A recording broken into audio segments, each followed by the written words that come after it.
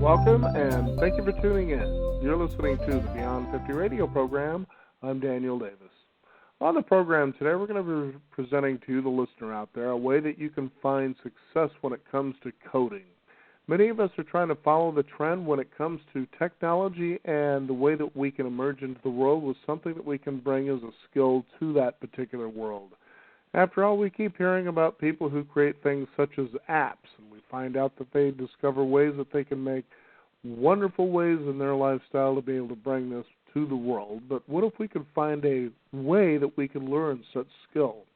Well, coding isn't beyond anybody's reach. In fact, a particular school that is successful is one that is a coding school that's located in downtown Portland, Oregon, with hundreds of students and a program that can be taken online from anywhere in the world.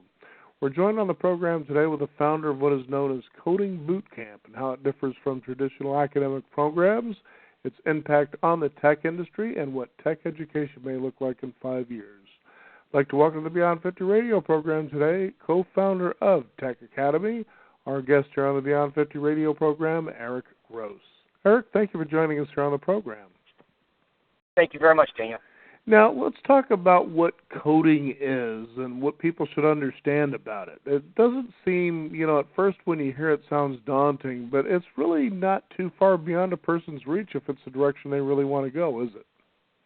It really isn't. What we found is that if you are a reasonably bright person and you like cooperative team endeavors, you do really well in coding. Coding, by the way, is a basic description, just the everything related to programming computers. Instead of using the software on computers, you'd be the one making the software that other people use on the computers. Now, a lot of people find this, again, like I was saying there in the beginning, is something that's daunting. Does it require a lot of math and a lot of things like that? But let's talk about what coding is in this coding boot camp that you're talking about. Absolutely. Yeah, that is a really common misconception, the idea that it takes a tremendous math skill set. And that just really, harkens back to when this whole industry, technology, began. It's a relatively new industry. Something that's been around only 50 years. It's pretty new in this society. And it began in colleges in, the math departments of universities. They didn't know where else to put it. But frankly, it doesn't require extensive math skills. You need just basic math, and you're going to be fine. The approachability of it for people, if you are a problem solver, a person who really enjoys taking something that impacts the business and figuring out a way to automate processes and create better user experiences, all with the goal of making it so that an organization accomplishes its mission better, well, then technology is probably something you enjoy. Now, let's talk about what coding is so people get a better understanding. Now, is this something about developing apps, or, how far does this actually go? Well, it's actually a lot of things. And to be blunt, even though we are a coding boot camp, that really sort of, diminishes the scope of what's available out there. There are many, many, many different types of jobs that are available inside technology. There's a lot of them. So, yeah, it can be, creating software. It can also be assisting the people that actually create the software with maintaining all their actual hardware and software themselves. Or it can be project management. It can be a business analyst role where your job is to know the requirements of the software and how it impacts the business extremely well and bridge that gap between the technical personnel who are creating the software and the business users who will be using the software.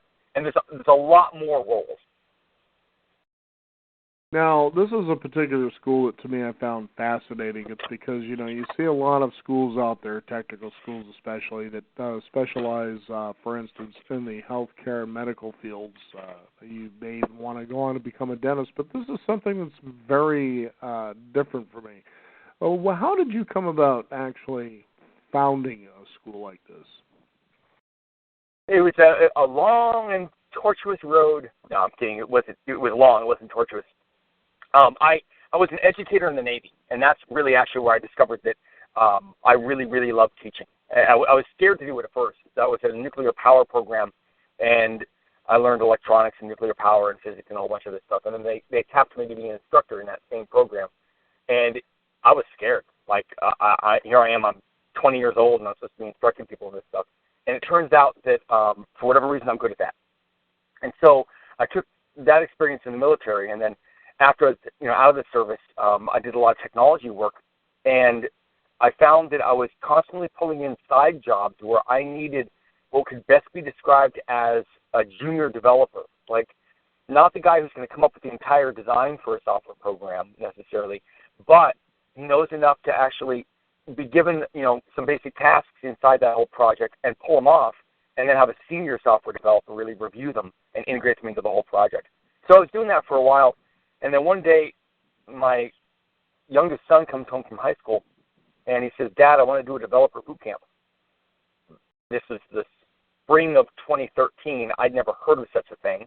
I said, "What is that?" And I looked it up, and it turns out that three guys down in the Bay Area in the summer of 2012 took the summer off from work. They work for technology companies, and they took the summer off. They grabbed about a dozen of their friends and said, "If you'll give us 70 hours a week, we will do our best to make you into software developers." And it worked. And suddenly they had a business. And so I took a look at that model and went, "Oh, that's super exciting. What can I add to that? What can I do up here in Portland that fits in with how Portland works and creates a viable product?"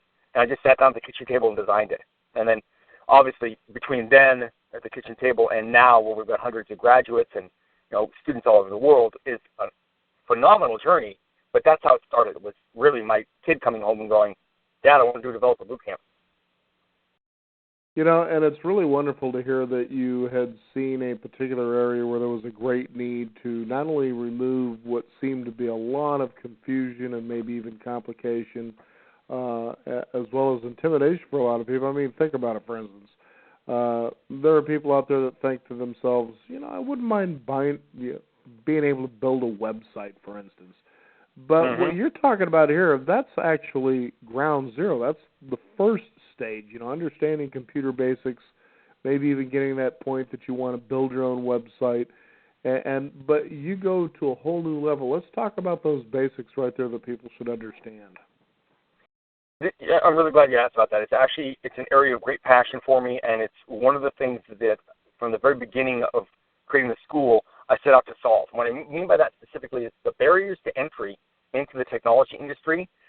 They're numerous. I'm not going to lie.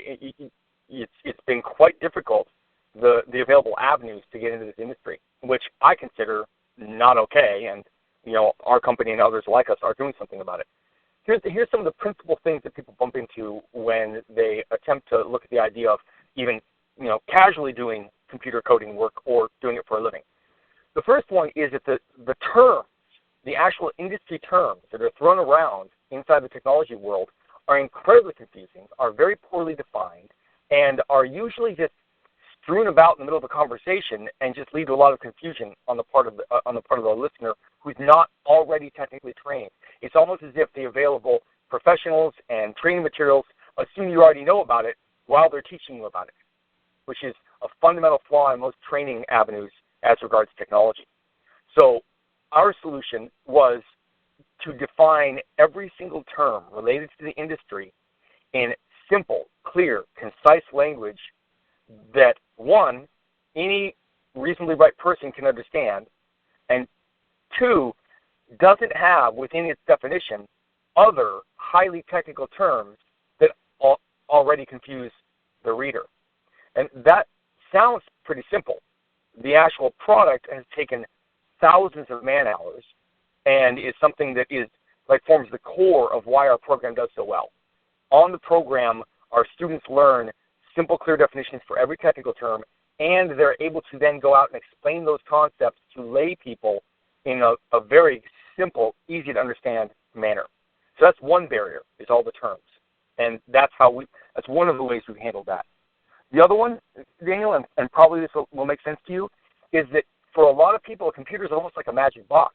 And I don't mean they give it some supernatural, whatever. It's just that it's obviously some sort of a complicated machine, but how it works and what it does inside, they don't know.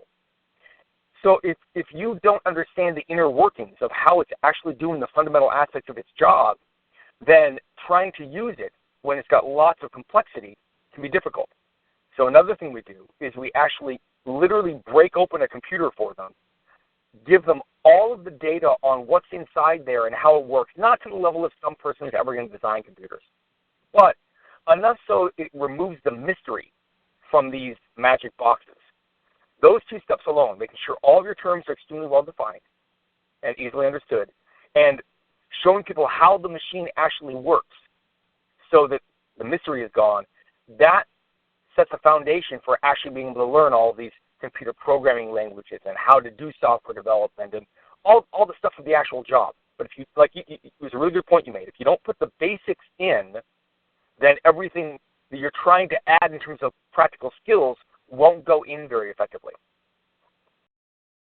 Now, here's what I'd kind of like to share with our listeners here, Eric, is the idea that you may have an interest in computer and computer programming, specifically software development, as I was talking about earlier in the program.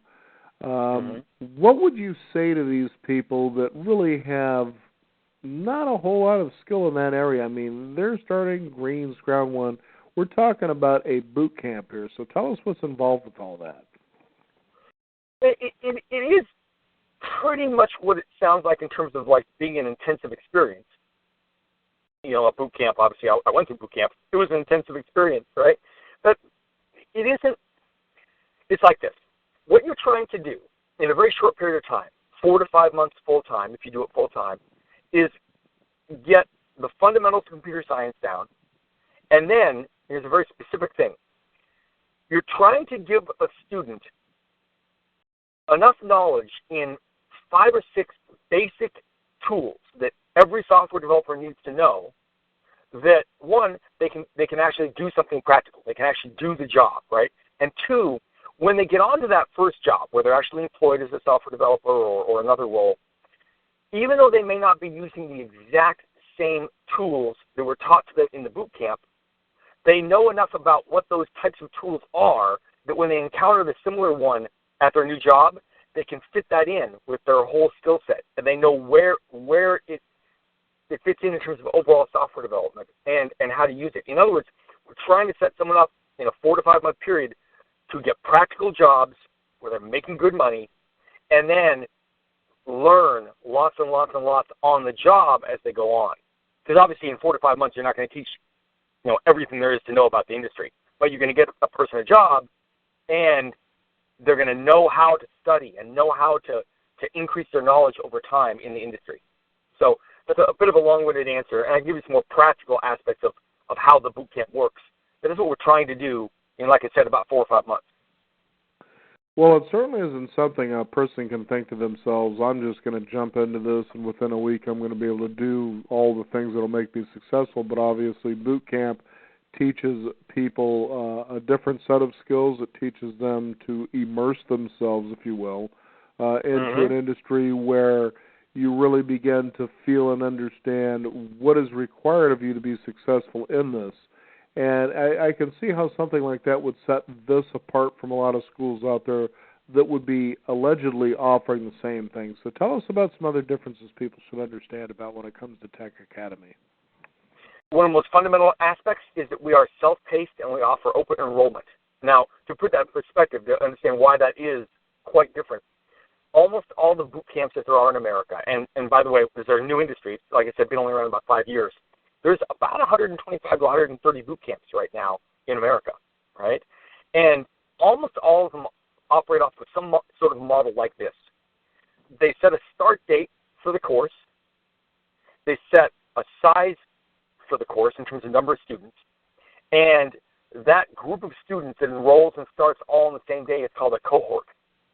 And the cohort, let's say 10, 15, 20 people, whatever, they all move through the program basically in lockstep.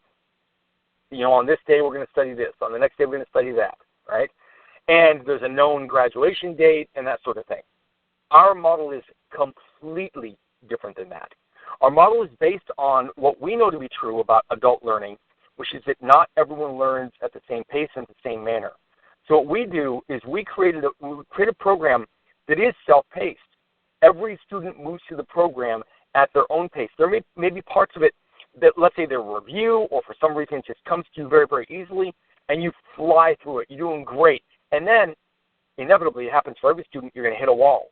You miss something. The complexity overwhelms you, or you're just not quite sure how it applies. And that's when our instructors step in and they help debug what's going on. They'll go back to where you were last doing well and then move forward. And they'll help isolate that exact spot where the subject sort of got away from you. And they'll get you back on track, and then you're flying. That sort of personalized, individual, at your own pace learning, it's very difficult to deliver on our end. We have to have really skilled instructors. But it's wonderful for the students, and that's why we do it. You're never going to have to worry about being left behind because the rest of the class just flew, or by being bored because you're way ahead of the class. You are on your own personal learning track. That's got to be very encouraging, because I think what intimidates people when it comes back to education, I know this from experience, we're talking 15, 20 years ago, when I went back into college and I was approaching my 30s, for instance, and you see these younger people in school, and in some cases there was a fair amount of them that were just out of high school going right into college, so they have the habits. Yeah. And here I was out in the world of work, and I thought to myself, but I want to go ahead and brush up on some specific areas of learning. I want to kind of get back into the habits of being able to do homework, things like that. But yet you found yourself, because you weren't in the habit of studying and doing homework, perhaps feeling intimidated because of the fact that here was this stuff coming at you seemingly so fast. For a lot of people out there, hey, they've been used to the world of work, going in and being able to show up on time and do what's expected of them, and hopefully excel in those areas there. But when it came to the classroom, that was a totally different set of skills or habits that they just weren't used to having.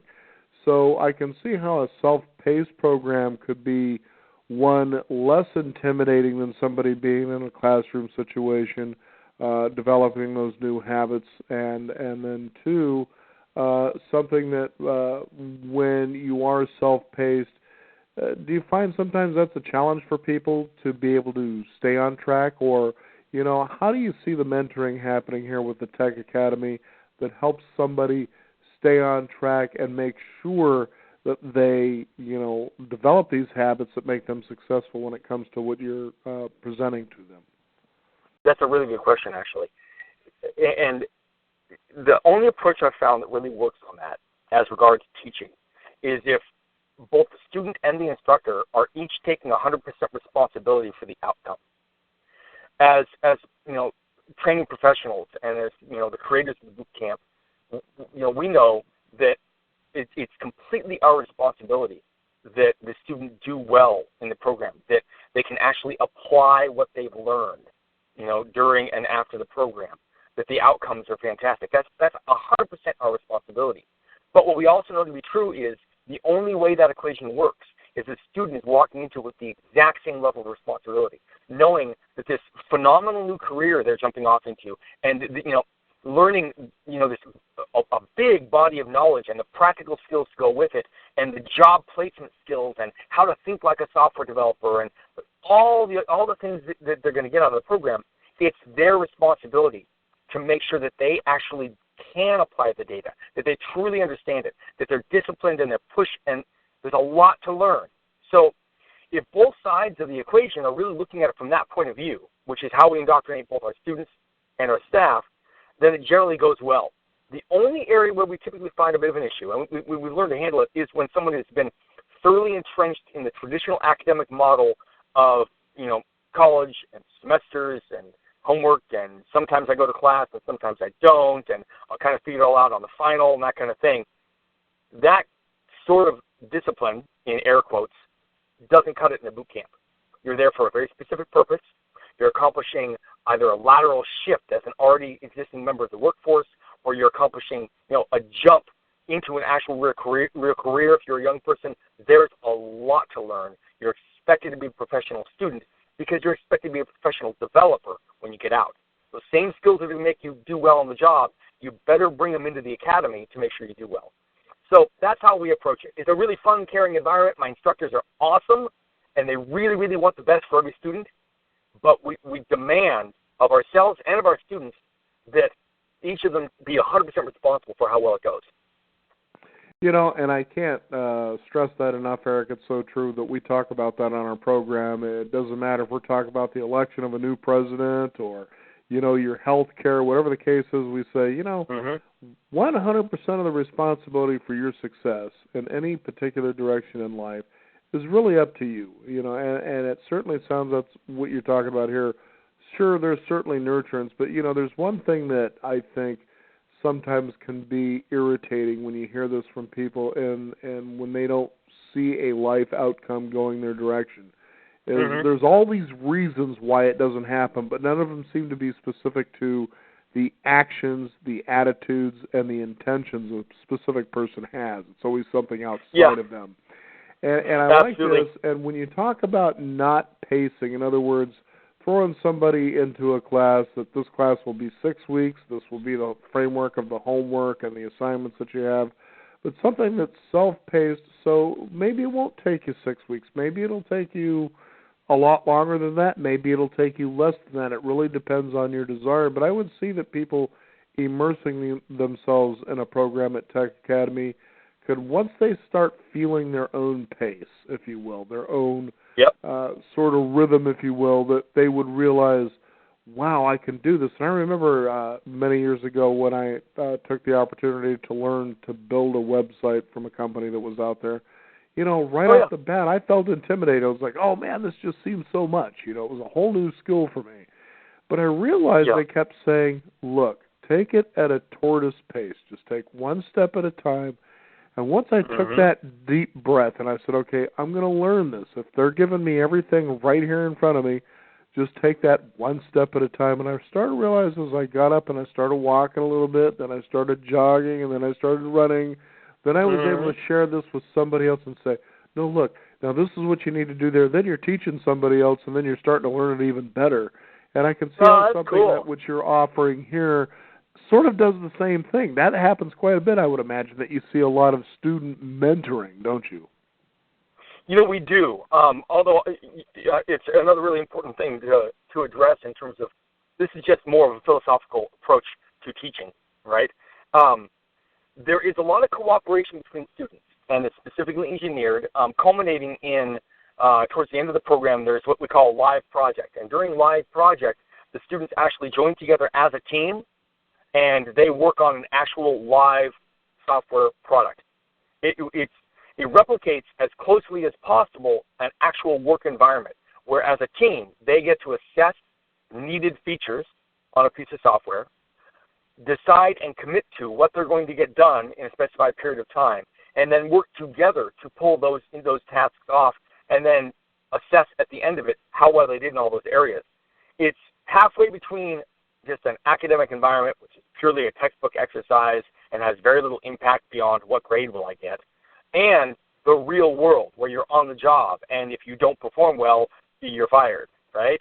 And since we give someone an experience basically halfway between that, what we found is it really prepares them for the team aspect and pressure involved in actually delivering in the industry. It preps them really well. So that's something where people are side by side and collaborating, that sort of thing. The earlier steps in the program, we actually don't encourage a whole bunch of back and forth of students mentoring other students. And part of the reason why is we don't ever want a confusion that one student has where they really think they got it, but they're wrong about something, to start spreading to other students.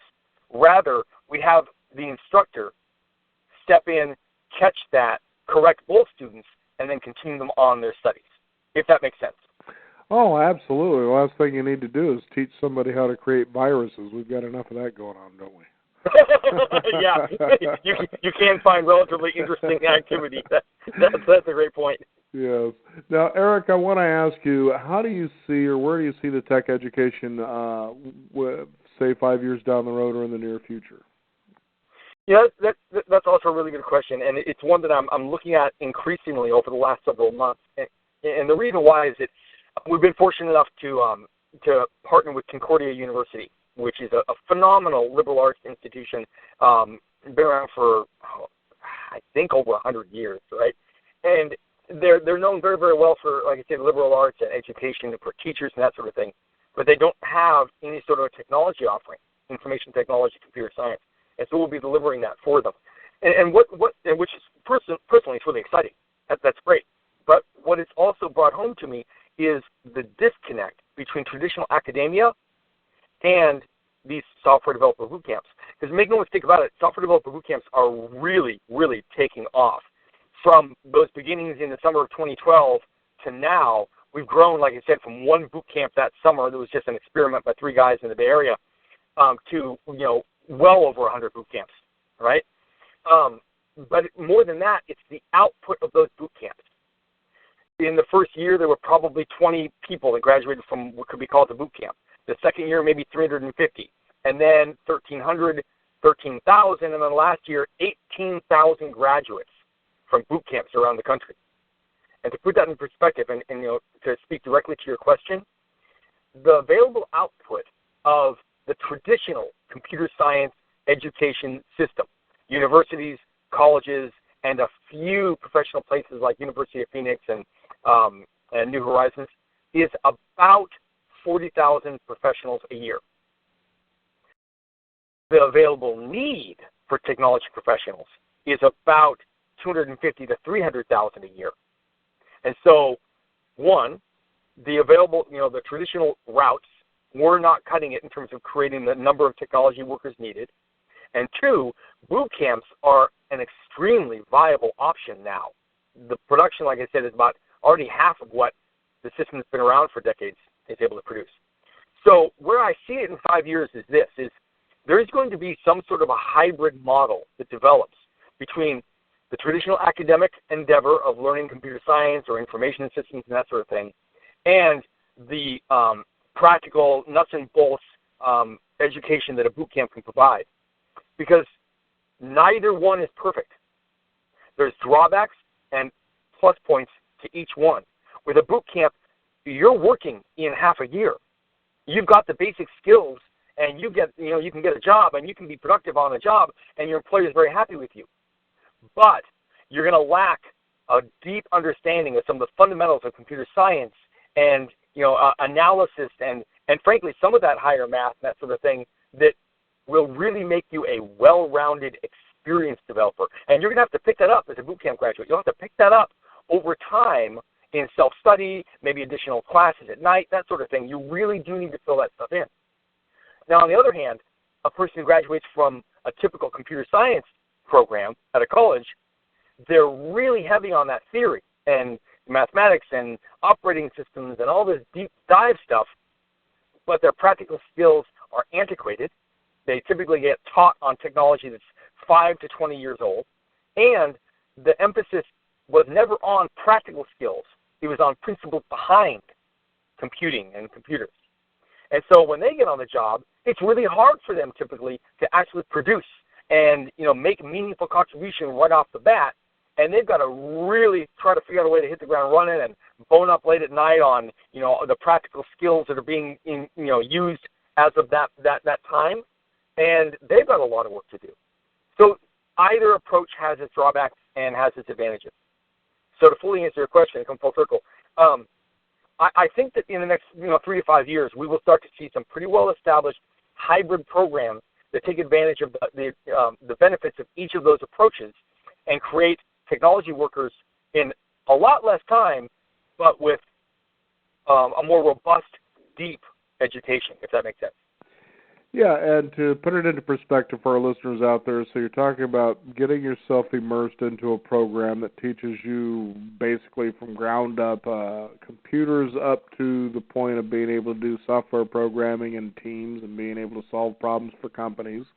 And the tech industry is going to be in big need of that over the years. The idea that you're actually up and ready and you're up and running and actually solving these problems. So you're not somebody who's going out there with a world of theory and a resume based on the fact that you actually attended a university or a course or a college, but you've actually applied this to real-world situations and solving real-world problems. So that gives you a set of skills that means you're not only somebody who's knowledgeable but also highly employable, Maybe even you can become self-employed. You've seen that probably happen quite a bit out of the Tech Academy, haven't you, where people actually start their own businesses? We have, although it's a lot less rare as the very first activity to get involved in. And frankly, we do counsel people that if they're very entrepreneurially minded, that absolutely this is a phenomenal, industry for that. We are ourselves examples of that. We are entrepreneurs at heart, and I have a lot of empathy and love and care for people that are entrepreneurially minded. I do recommend usually to people who are going through the program that they really do go out and get some good practical experience as part of a team creating software and working in technology before they jump in and try to, create something from the ground up.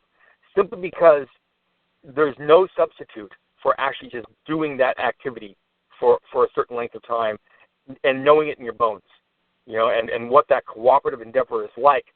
Because when you go off and you create your own activity, you're expected not to know everything, of course, but you're the head honcho, and you're the principal creator, and you're the one that everyone will look to for, what do we do here? And if you haven't had an exposure to a lot of the more common ways things are done, the solutions you may come up with could cost lots of time and money or end up not being the best long-term design for what you're trying to do.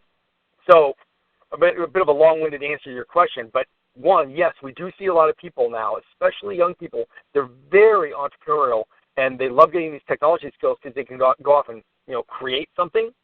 And two, most people put that on the back burner as a side activity while they're just getting a little bit of industry experience under their belt, and then they fly.